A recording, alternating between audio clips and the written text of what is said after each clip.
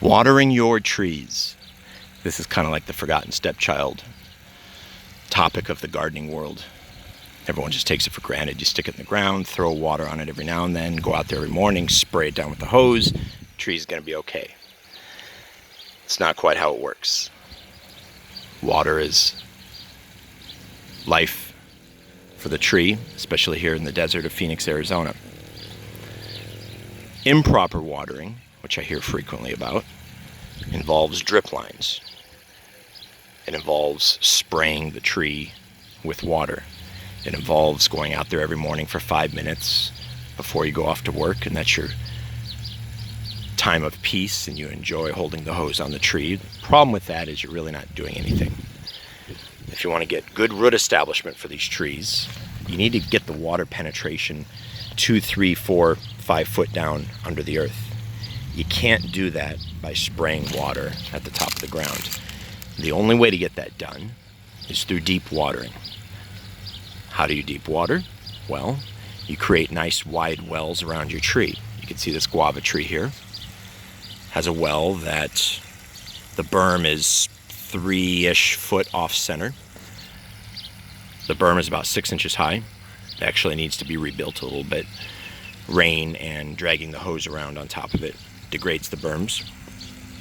Inside that well, you can see there's a nice thick layer of mulch. Underneath that, there are a couple bags of compost, a little bit of worm castings. So, if you want to get good ground penetration, you need to water with large volumes of water. Not a little bit every day, more like a lot of it once a week, once every 5 days, once every 2 weeks, depends on what the temperatures are. We do have a water schedule on our website, greenlifebyseamusoleary.com, which refers to watering here in Phoenix. If you have a 6-inch berm, means the well will hold 5 to 6 inches of water. How deep is that water going to penetrate? Does it make sense to think that the water is going to get 2, 3, 4 foot down, 5 inches of water? No. That is why I like to fill these wells 2, 3, 4 times, depending on the age of the tree, depending on the temperatures.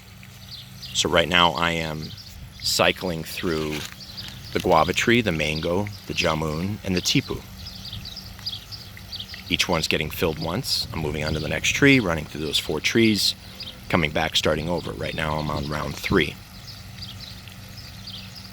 If you want your trees to survive winter, if you want them to survive summer, you need root growth.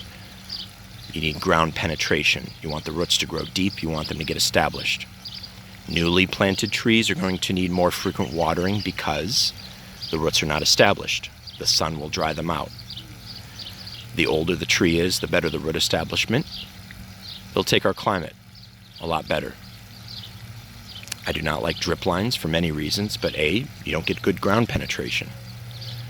You get that through bubblers or manually, putting the hose out here on low, letting it soak slowly and deeply.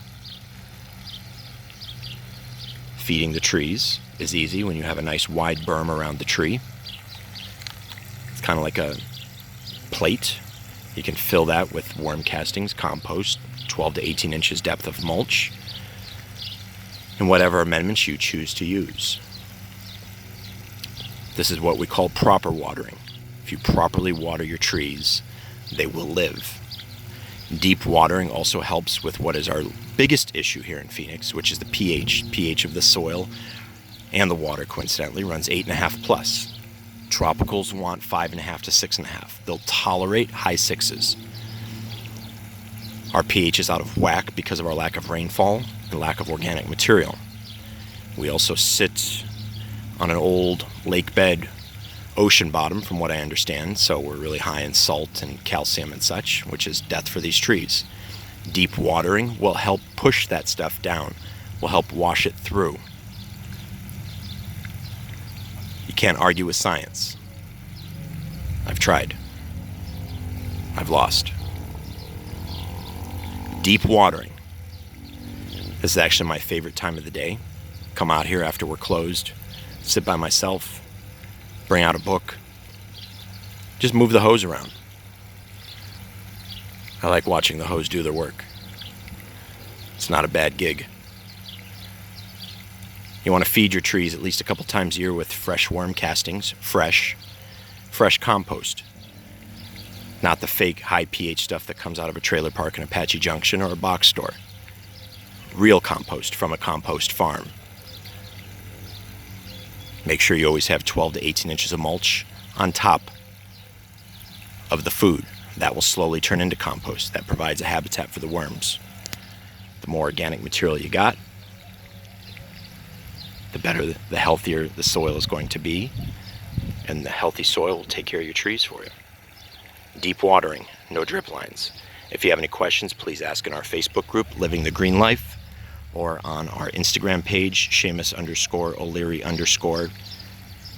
Again, our website is greenlifebyseamusoleary.com. Have a good evening.